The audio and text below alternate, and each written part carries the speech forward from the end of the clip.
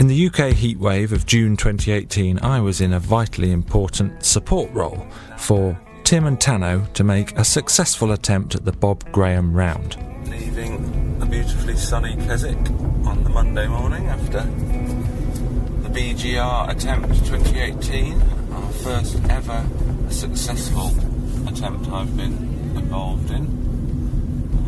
In fact, I've only run a few legs in previous years, still never run leg 2 or leg 4, and I only run leg 3 once. I didn't run at all anywhere this year.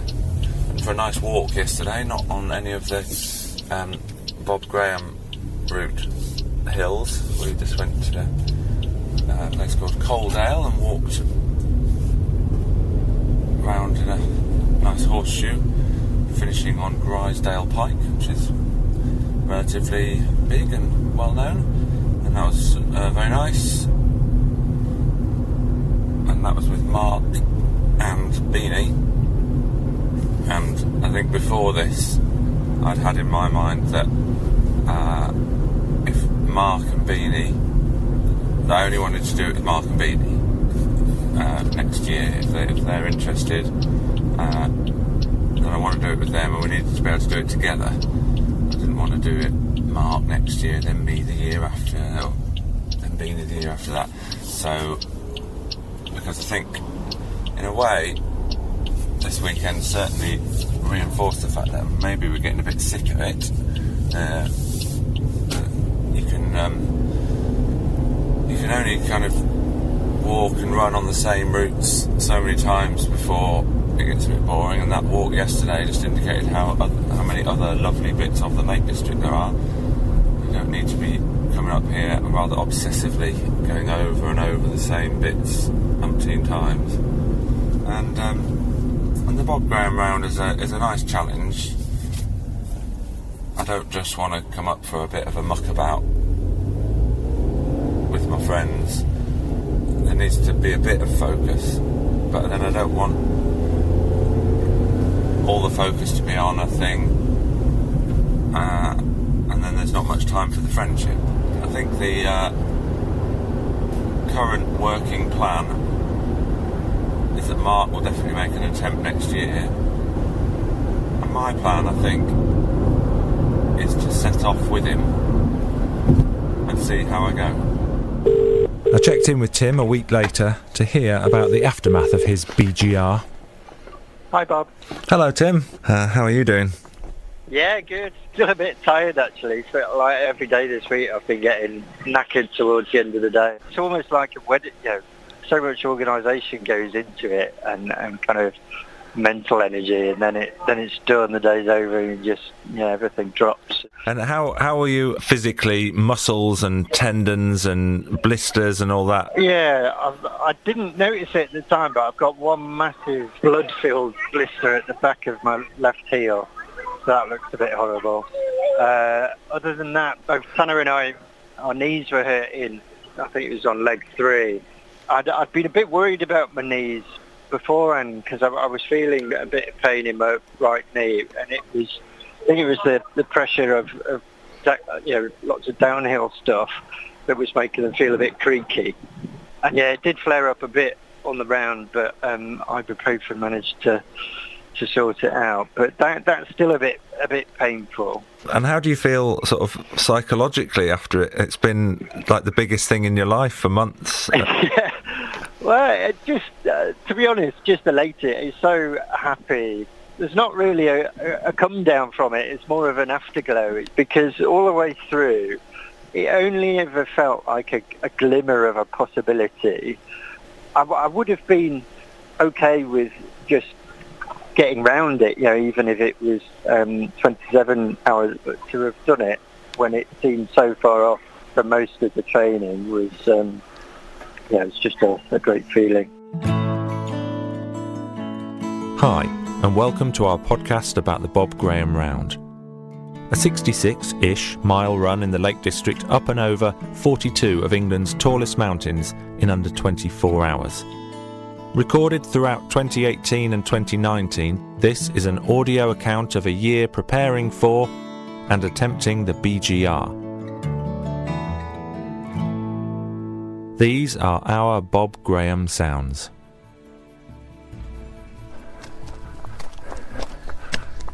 And this is Tim reflecting a year later on the way up Skiddaw again.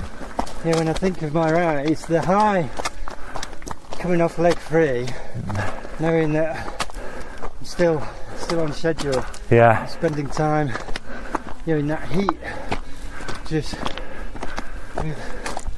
with my head in the river. Listening to the water bubbling. That was amazing. And it felt so good. It was there, and then the torture of leg 4.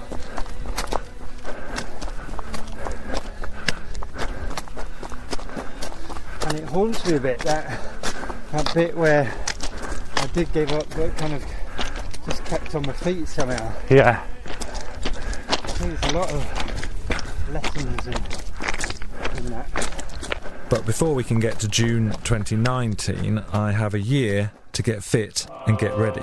And my journey starts with the answer to the mystery of the missing 5 hours in Amersham on my journey to the Lake District in episode 1.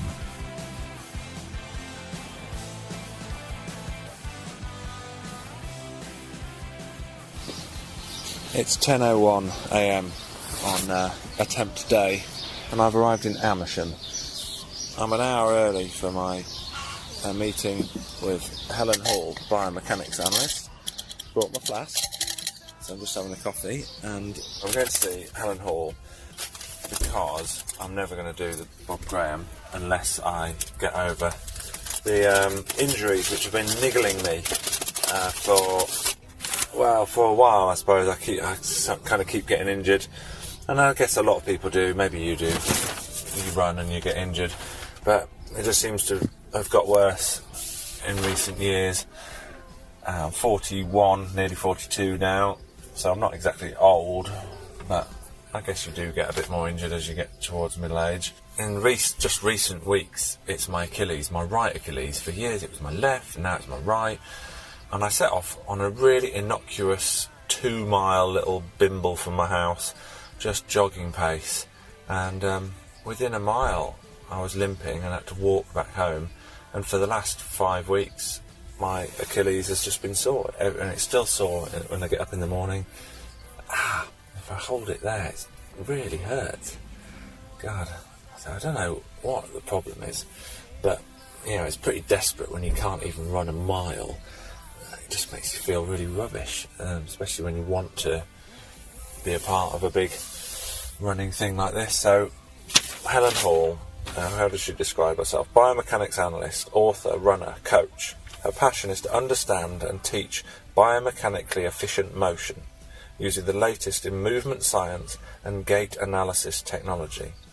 I help people find solution for their pain and injuries and teach people to run with more speed for less effort, incurring fewer injuries in the process. This sounds like heaven, doesn't it?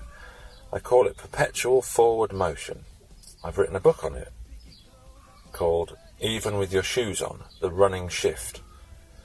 My motto is, if you think you can do it, you probably can. I don't know what she's going to do, but we've got 4 hours. She calls it a scan jam. She's got lots of pieces of equipment and she measures all sorts of stuff. So we'll find out what when we get there. I'll leave her to explain that. I do a lot of cycling. Over the last about 6 or 7 years, I've cycled loads. I commute 22 miles to work, 22 miles home again, 220 miles a week. And so I sent her a quick email this week saying, just wondered, I noticed that you do bike fitting as well. I've never had my bike set up, checked to make sure that I'm riding in the correct position. Is it worth bringing it along? And then she sent me a voice message back. Have a listen to this. I think this will indicate the level of science that we're putting our trust in. I feel like she's going to really know her shit. Hi, Bob. You are a product of everything that has ever happened to you, is happening to you. What you do day to day, what you do in excess of, what you do too little of. We are just who we are, how we are, and what we are because of all of the input. So yes, absolutely. If you do enough of it, there'll be a tipping point where it actually will start to affect.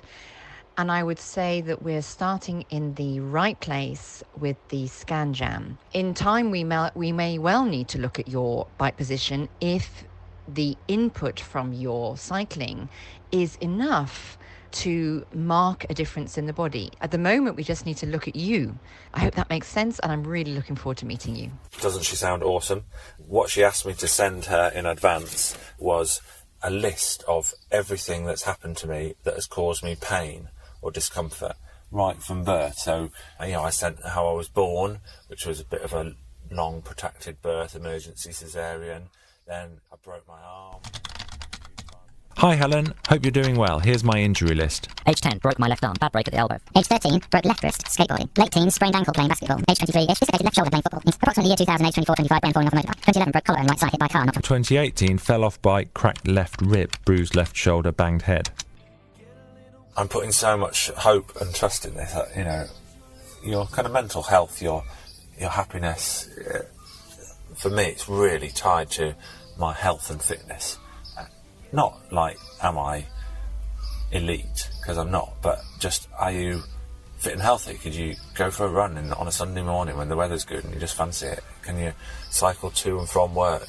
If you've got some DIY to do, are you strong enough and able to do it? Or does your back hurt? So far, I've been fit and healthy all my life. I'm in good nick, and I want that to continue. And I just feel like, of late, more and more things are creaky. My hips hurt when I cycle. My Achilles kills when I run. My back is getting a bit stiff. I think, oh God. So I'm hoping it's going to be a revelation today, and I'm going to come away from it, ready to do whatever she says. I'll do whatever you say, Helen, in order to get me up and running again. So, I'll have my coffee and then we'll go meet her.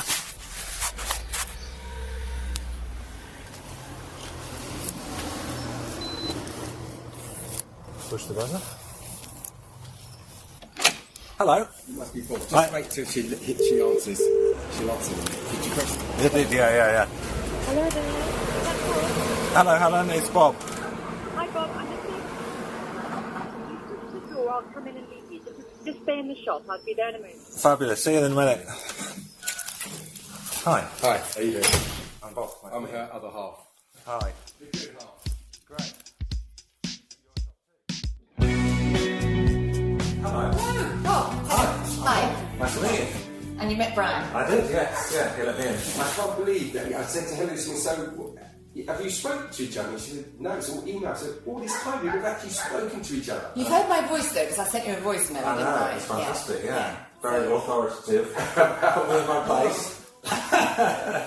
Yes. Well, no, yes. No, it was great. It was really good. You needed to have that information. Yeah. Come on down.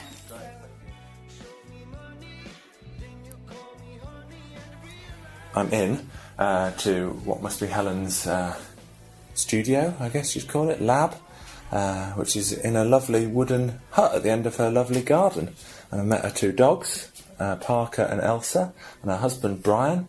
And it's shoes off once you're in here, so I'm now barefoot. And there's a slight smell of incense, and it's kind of a mixture of science and hippie, I think, which is quite an interesting and exciting combination.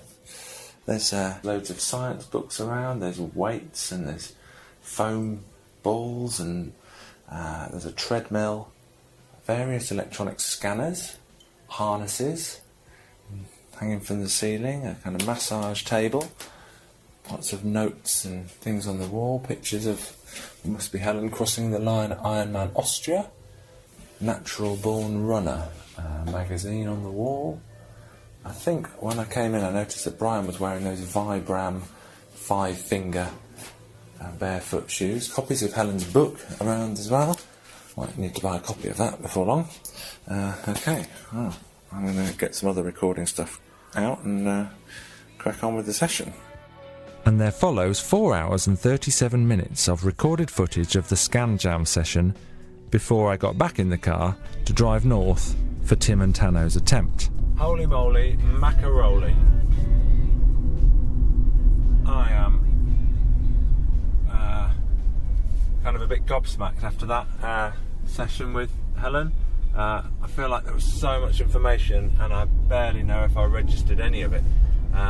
But she's given me some WhatsApp videos and I'm hoping that I'll...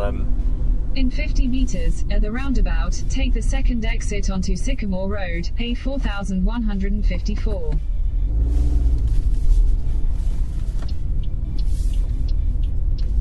I'm hoping that I'll be able to watch those videos. In 50 metres, at the roundabout, take the first exit onto Sycamore Road, B4441. Yeah, I think I did that.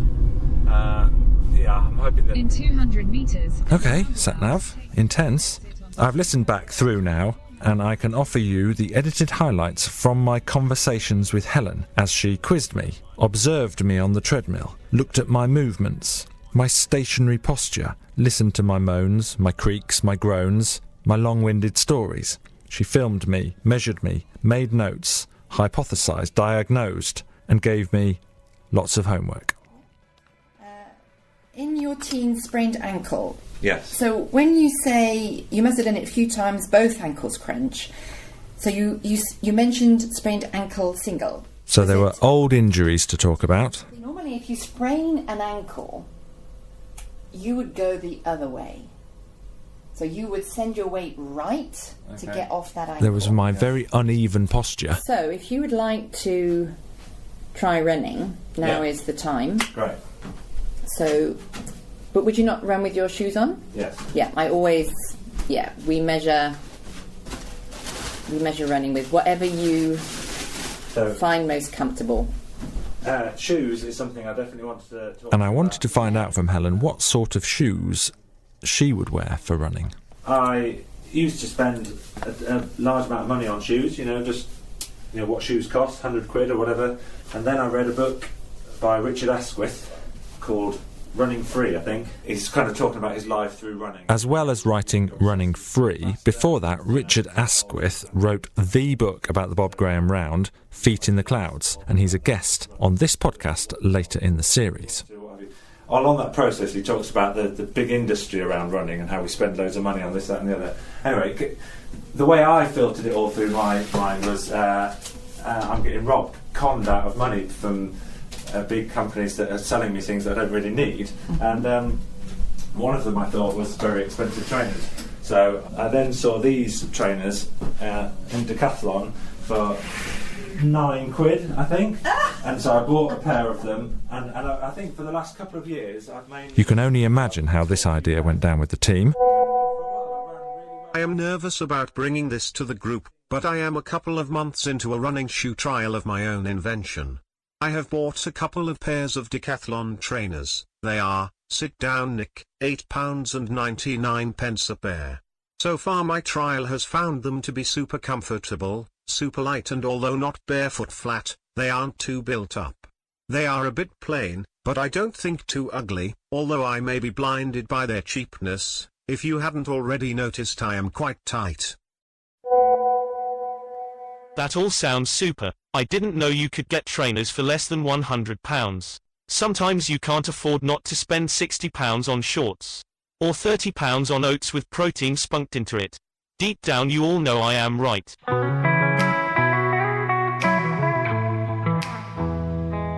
I'm really interested if you think these are awful and you should spend more, or you need this sort of thing. I'd be really interested to know whether it really makes any difference or not. I'm really happy to be told, no, you're an idiot, buy some better shoes. So yeah, I'm intrigued. So in the appendix in my book, there is a list of things that I think are important when choosing a pair of shoes. And it boils down to the shoe that influences your foot the least. Okay. So when you take your foot out of said shoe, does your foot change? Does it do something different? Because if it does, what on earth was the shoe doing? Okay. So the right shoe for you, if you want to wear shoes, disappears. It's the one you notice the least. So like a pair of slippers. Yeah, okay. So if you do your laces up and then you take your foot out the shoe and your foot flowers, then your laces might be too tight, probably. Yeah. And maybe the whole of the upper wraps too tightly around the foot to disallow the 33 joints to do their thing. Right, okay. We've got 26 joints in the spine. We've got 66 joints in the feet. If you were to brace your spine, well, would you?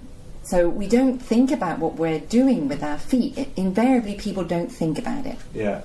The shoe needs to be pliable enough for us to access all the joints rather than just the ankle joint, picking up the toes and dropping the heel in. We need to be able to roll through the foot. But science tells us, in as much as science can never tell us anything, that if there is more than a 5 millimeter lift from the ball of the foot to the heel, the pelvis has to do something to stop your face planting. Just in case it's not clear, Helen's talking about the difference in the drop between the heel of your shoe and the front part of your shoe. And if that's less than 5 millimetres, then it's as good as flat. If it's more than 5 millimetres, then, as she puts it, your pelvis is being pushed into an unnatural position. So to make the pelvis do something it wouldn't otherwise have done if you hadn't put those shoes on doesn't seem to make any sense to me. So to stay under the radar of that, just go sub 5. All the manufacturers rather helpfully give you the differential. On the manufacturer's specs, you'll have the differential. Right. So I would, if you're comfortable, go with sub 5. You want a lovely broad toe box that looks like your feet. Okay. And if you look down and see a shape that your foot doesn't look anything like that, or you take the insole out and put your foot on the insole, and if the shape of your foot spills outside that insole, well, that shoe is fettering the function of your foot. Okay. Right. So broad enough, long enough. Some people, they buy too short because they want it to fit snugly. Yeah. Are you limiting joint movement if it fits snugly? Well, probably. Yeah. Your foot should lengthen under load.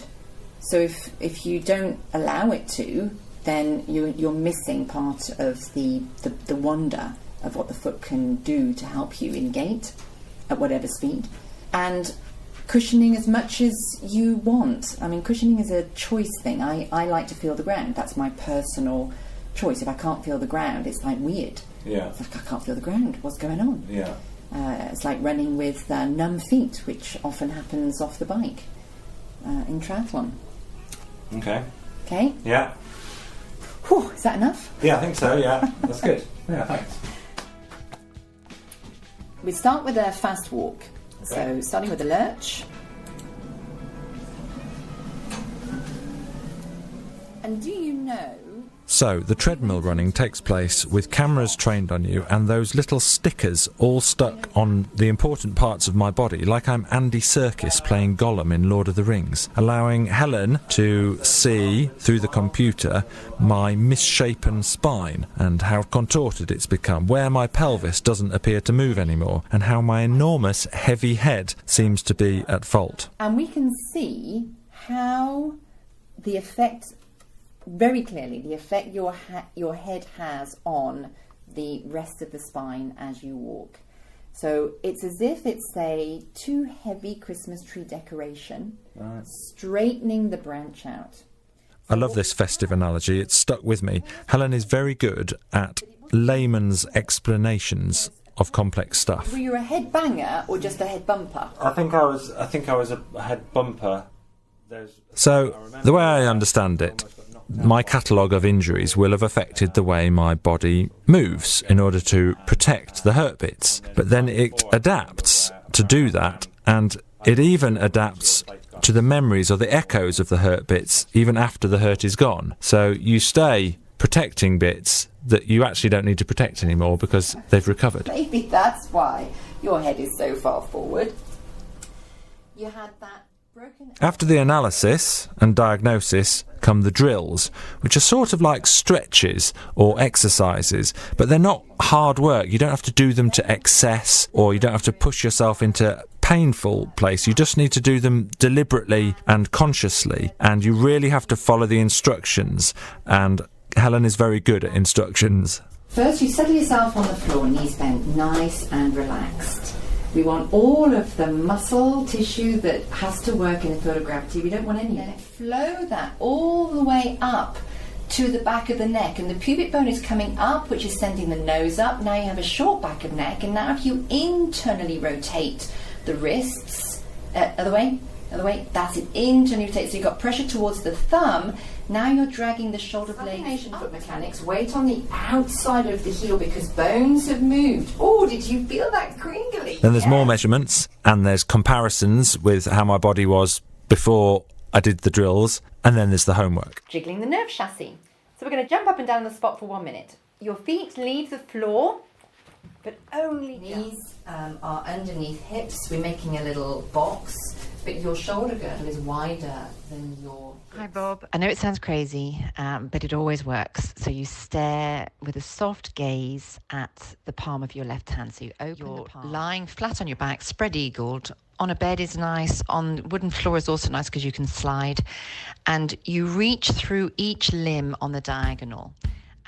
So I followed Helen's instructions as well as I could. And I did the drills twice a day. Our house echoed to the sound of Helen's voice on the WhatsApp video she sent me. No running was allowed, but I could do walking, as long as I stayed upright, my head effortlessly stacked on top, not leaning forward like that bent Christmas tree. And I was still cycling a lot to and from work, with my tongue now shoved to the right side of my mouth to straighten my jaw, which would in turn straighten my pelvis. It's Sunday evening, it's the 30th of September.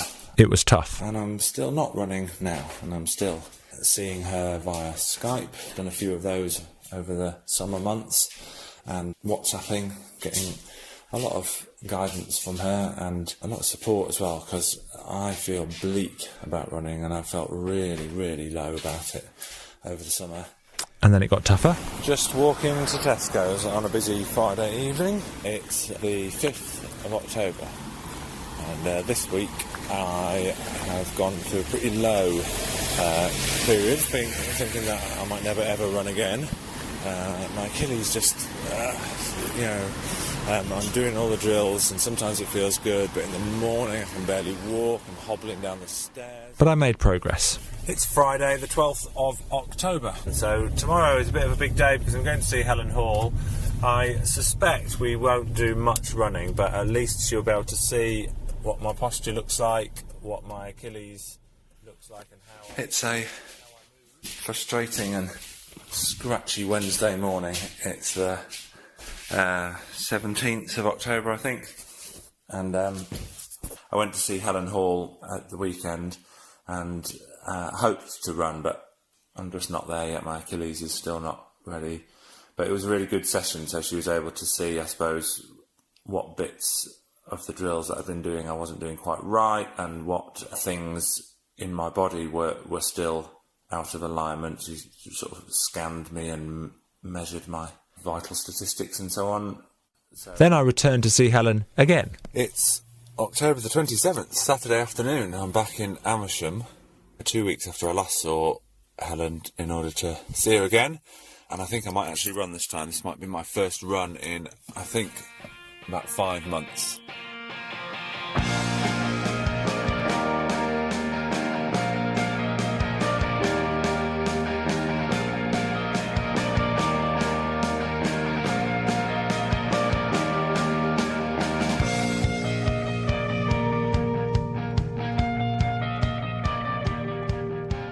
I've got a big beaming smile on my face. I just did my first run in about 5 months. Fantastic. I had to take a picture of your smiley face because it was on every downhill rep. It was repeated over and over again, your lovely smiley face. Yeah, I couldn't stop smiling. Helen was so patient and thorough in her rehabilitation of my injury and my return to running. She was also really generous with her time and expertise, so I wanted to record a proper chat about how she works, about her book and her running coaching. There's something for everyone here, I think, whatever level of runner you are. How is it now that I'm running in a different way. I'm holding myself differently. What's gone on? So, in a nutshell, in as quick as I can, it is you were stressing it, and it had lost its ability to cope with the amount of stress that you were giving it. And all we did was find out what was stressing it and unravel that and find where joints weren't rotating in all the dimensions they should do, and give back the mechanics in each foot, because of course your journey of woe started on the other side, and then that locked down and your body weight shifted, and then you gave it all to the other side, and then you had nowhere else to go because you couldn't go back to the first side because your body, your central nervous system, had already moved you away from that side. So you had just tied yourself into a bit of a knot, albeit a tall one, and it just needed unravelling. And then you're not stressing soft tissue because the bones are in the right place, doing the right thing. It's only been quite recently with the drills that you've sort of given me to move bones was what you kept saying to me. Yes. So it's felt, seeing you has felt very different to when I've seen physios and what have you in the past. You know, there's been no sort of hands-on, you know, trying to deal with the painful area of my Achilles. And apart from a small bit of massaging that I've done, that you sort of suggested was a good way of getting the lymph fluid out of the way, there hasn't been any sort of soft tissue stuff. So what you kept saying to me initially was move bones, don't push it. You know, so. You know, it sort of messed with my head a bit. You know, I mean, you describe yourself as a biomechanics analyst. Is that the right? You know, I mean, what do you sort of? How did you get into that? How did you even sort of? How do you even do what you do? Well, a lot of questions. Yeah, that was so many. I don't like. So I don't call myself anything, actually. Not to correct you, but it's because I get puzzled myself when people say, "What are you?" I mean, well, I'm Helen, but what I do is I analyse posture and movement. So I'm always looking at posture and movement and wondering why a body is making the shapes it is. And with you, actually, just to backtrack to the treatment of the painful area, the painful area didn't get painful for lack of you rubbing it, rolling it, poking it. So rubbing it, poking it, rolling it is probably not going to give you anything other than temporary relief. You need to understand why the tissue has got stressed in the first place. And invariably, the tissue is stressed because either it's pulled long and it's under tension all the time, or it's got too much weight pushing through it and it's compressed all the time. Either which way, it ends up being bothered because it's doing too much of one thing and not enough of another. So like a closing door and an opening door, it's got to open and close, otherwise it's not a door. A closed door permanently isn't a door. An open door permanently is just an opening. It's not a door. So all of the joints in your body are there for movement, and they need to open and close. The point being, it's the bones that move that dictate to the soft tissue. So if the bones aren't moving, but the soft tissue is overloaded in a certain area because you're leaning on it, pulling the soft tissue isn't going to solve the problem. You have to get the weight out of that area or get the bones moving to enable that area to have a rest. So that the pain is more often than not, the pain is a symptom of the problem, but not the cause of the problem. And you asked me to write down, before I came to see you, all the previous injuries and things that I'd had, you know, so that you could get a picture of why my body might be the shape it is, why I might hold myself in a certain way. So do some people sort of get lucky by the fact that they haven't had many broken arms, fallen off bikes and what have you, and so they just still have quite a nice upright, efficient, good posture, and then others like me just respond badly to a few injuries? Do we all, maybe because of the jobs we do and sitting down all the time, end up with a slightly worse posture like the older we get? That's a really good question. I think that the reality is, unless you've wrapped yourself up in cotton wool, we've all fallen off bikes or scooters or walls or out of trees, Earlier on in the session, Helen told me a story which stuck with me, and I've managed to find it, which illustrates this point that it doesn't really matter if you haven't broken an arm. There are things that have happened in your life which will have affected your posture, and sometimes it's not what you think. Really interestingly, the last session yesterday was the biggest shift of the pelvis left I have ever seen. I mean, it was 2 inches. I mean, it was huge. And there was an older lady, and it was like a white elephant in the room. Right. And she'd had surgery, and I said, has anybody mentioned the fact that your pelvis is over there somewhere and you're literally like this? Yeah. No. And you haven't noticed? No. And there was nothing in her history that gave us any reason why her pelvis had gone so far, to the extent I've never seen anything like it. Yeah. Until she needed something from her handbag, and her husband brought it over. Lovely couple, and he was joking, you know, I need a crane to lift this type of thing, and she had all her life carried a very, very, very heavy handbag on her right shoulder. Okay. And so her pelvis went over there somewhere. Yeah. Every time we heal, our central nervous system organises the movement of our healing around that hurt. And we tend to fall into one of 2 camps. We'll either move towards that pain and nurture it and pick the scab and lean into it and poke it and prod it, or we'll turn away from it and completely delete it and get on with our lives as if it's never happened. But that creates, both of those scenarios create movement patterns around that injury. And even if it's just fell off my bike when I was 7, or I fell out the tree when I was 8, but you remember it, this is significant because the central nervous system is juvenile when it's in single digits, which is why parents saying, and I was guilty, and I've apologised to my children for so many things, I didn't know then what I know now, I'm so sorry.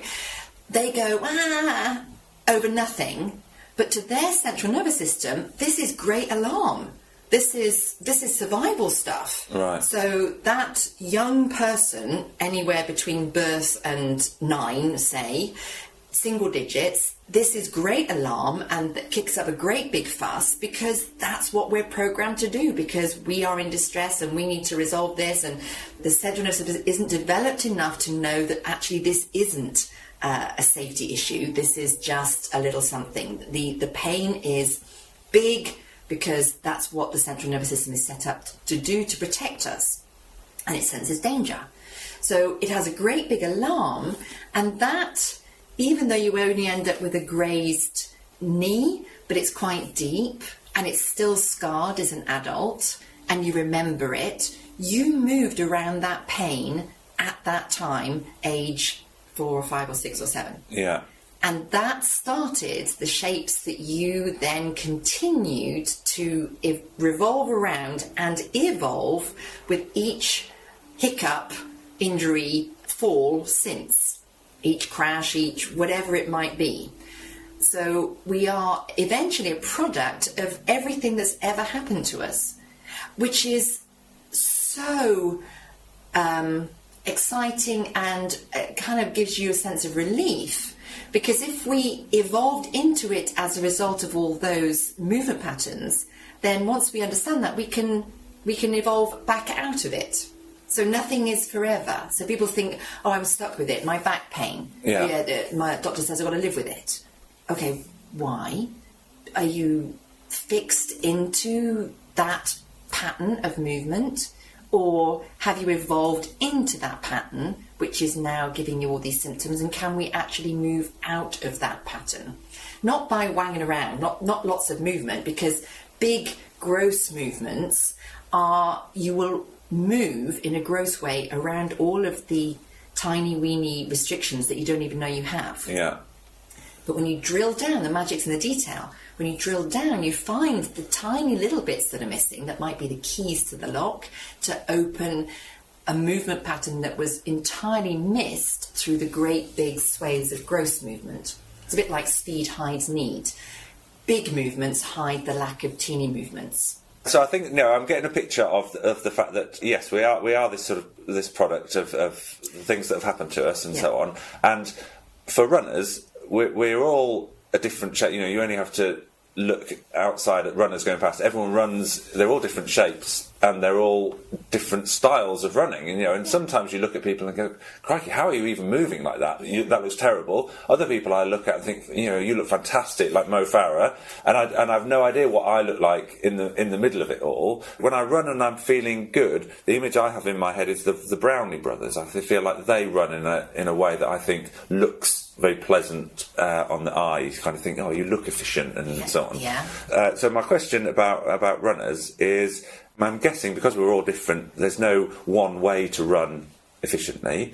Could all runners benefit from seeing someone like you and unpicking some of that, the funny ways that we've twisted our bodies over the years in order to run more efficiently? Or are some people beyond help? Nobody's beyond help. I think that it's down to awareness. So something that happens with regularity is, if I do a workshop, there'll be a show of hands at the beginning. Where is first contact for you? So when you're running, when you land, where is your first contact? Is it on the heel? Is it on the forefoot? Is it midfoot, somewhere in front of the heel, but not the toes? Is it, I don't know. So when we get to the I don't know people, I ask those people to leave their hands up if they've ever been injured. And in the main, the hands stay exactly where they are. So these people have no idea where their first touchdown point is on their foot. And they're doing it repetitively over and over and over and over again. So it's not that it's wrong, it's not that it's good or it's bad, it's simply an indication of why they might have got injured, because they're not aware of what they're doing. They don't know what bits of their body are doing flying around in space. So where is the self-preservation? I get the feeling that comfortable, efficient movement is in our DNA. It doesn't make any sense that we have evolved to be this higher mammal with clunky, uncomfortable movement. With tennis, if you see a great forehand, you just know it's a great forehand, even if you don't do it yourself. Yeah. So there's a quality of movement and shapes that people make that, as you say, it just looks right. It just looks efficient. It just looks like what we should be able to do. And when you see shapes that look a bit clunky and uncomfortable, yes, the first thing is like, oh my God, how did they do that? And then my second is like, why do they do that? And so just telling somebody to, oh, don't do that, do this.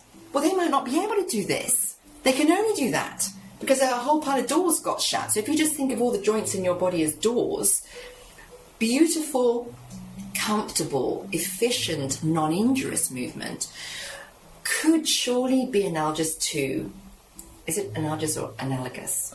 I'm never quite sure. Analogous sounds American. Let's say analogous. Yeah. So it's a sequence, it's a harmonious dance of some doors opening and some doors closing. So if some doors are permanently shut, that's going to be a bit clunky. And if they're wide open, that might be a bit wobbly.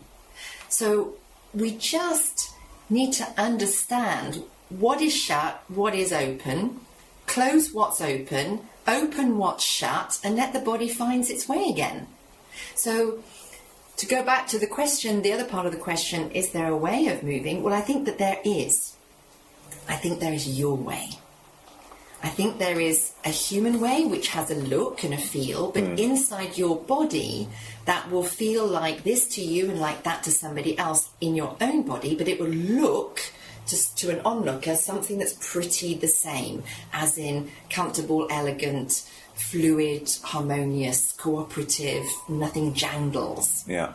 So if something doesn't feel quite right, it's about not trying to do something else, but to explore what isn't happening and correct that. So that's what we've been doing with you over the last few months, is finding what joints weren't opening and opening them kindly, what joints were staying open and closing them kindly, and then connecting it all together with bigger and bigger movements, adding that into the first gear of gait, which is walking, and just walking in a more balanced way that isn't stressing your body. And then today we took it into run. Yay. Yay. And I'm still smiling. Yeah. There's one last question. So, if people wanted to improve their running, then they could come and see you, and they could get real analysis, or they could buy your book, even with your shoes on. Even with your shoes on. And they could read and get more wisdom that way. Is there a thing that you think any runner just listening to this now, a thing that they could apply to themselves, whether it's a way of listening to their body, thinking about how they move, that you think could probably improve just any runner, even if they just, after listening to this, thought, I'll try that, I'll try what she said, and it would probably put them in the right direction? Well, I always like to keep things very simple, and topping and tailing seems simple. So I would look to feet, and I would ask somebody to just stand in front of the mirror, not look down at their feet, but look in the mirror at their feet, and lift all of their toes, and just see what happens. So with nothing else in mind, I'm just going to lift my toes and see what happens. Just be really curious. And see, does each foot look the same? Are they symmetrical? Is the movement symmetrical? Do the toes lift to the same degree? Can they lift? Do some toes not lift? And does anything else happen in the foot when the toes lift? Because lots of things should happen in the foot when the toes lift. And then another way is, and this is just bilateral stance, so feet are just, you're just standing still, in a standing still position. And then you can bend your ankles, so bend your knees and ankles. And just move in and out of that maybe 3 times. So you lift your toes 3 times. What is going on down there? Is it the same? Does it feel the same? Is the foot pressures the same? Do you lose contact with a particular methead, or the space behind the toes? Does the pressure change inside the heels, moving laterally or medially equally? And then when you bend your knees, what happens then? Where does the weight go? Forward or back? Or both? What does it do? Is it the same on both sides? And then, moving from your feet to your head, when you turn to look over one shoulder, where's your stop? Okay, and then you turn to look over your other shoulder, where is your stop? And then think, well, am I standing upright? Have I got my most wibbly-wobbliest head? So you just adjust without looking anywhere. You can just adjust and find where the head seems to sit and perch with no tension in the neck muscles. So you can just sort of wiggle your head around all wibbly-wobbly, and then look over your shoulder from that position. And in order to get your head to feel wibbly-wobbly, so it's just literally balancing, the skull is balancing on the bones of the top of the vertebra, you have least tension with the muscles hanging onto your head. And you then should find, in my experience, 100% of the time, you can look over your shoulder with a bigger peripheral vision. So straight away, you've now got more information that your habitual stance is limiting your rotations. And the exciting thing is, your rotations are your gift as an upright human, to not have to bounce up and down against the force of gravity, but to swizzle underneath the force of gravity with it. And if you are continually limiting your rotations because you're not effortlessly stacked, then you're just making things harder. And if your feet aren't doing the same thing, but you're running on one foot and then the other, then that's another challenge in and of itself. So you just explore and then think, oh, well, maybe I want to do something about that. And to answer the question from the very beginning that I forgot, and it's relevant now, it's called Even With Your Shoes On because I'm known as a barefoot runner. But I'm not particularly interested in your shoes. I'm interested in what is happening inside your shoes. And all you have to do is slip them off. You don't have to go minimal if you don't want to. But if you just slip your shoes off and your socks off and had a little look, then you might discover something about your body that you didn't know before. And the reason I wrote the book is it's not efficient to see people one at a time.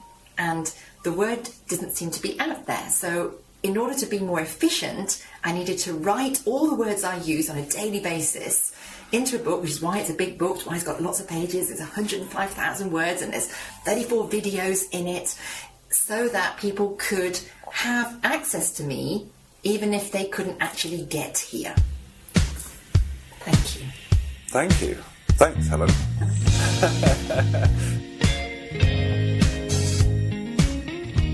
So, at the end of October 2018, I was elated. I was able to jog down a gentle tarmac slope on a quiet cul-de-sac in the home counties and walk back up again a few times.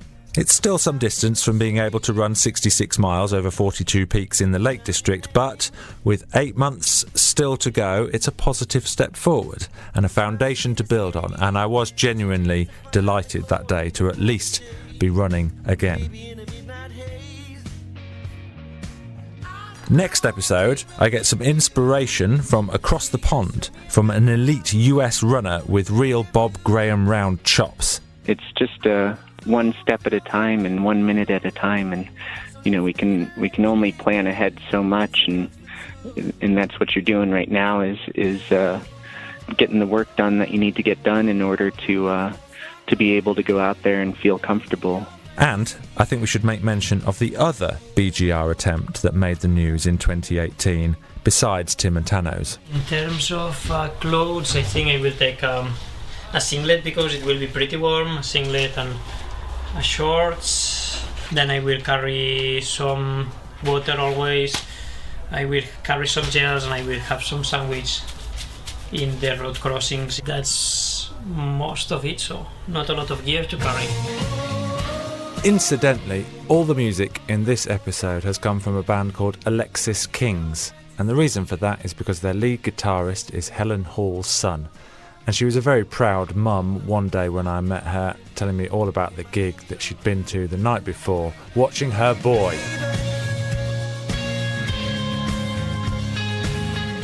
Hello again, it's me, right up to date in the end of 2019 as I'm making these podcasts, and so I'm listening over and over trying to iron out the edits and so on, and I've really worked on trying to condense loads of material that Helen spoke to me about into nice little coherent half an hour for you to listen to and get a lot out of. I hope I've done the best I can. It bears fruit from repeated listenings. As I've listened to it over and over, I've thought, yes, I get that even more. So I would recommend listening again. I think Helen has got loads of wisdom to share, and you can find her online, helen-hall.co.uk.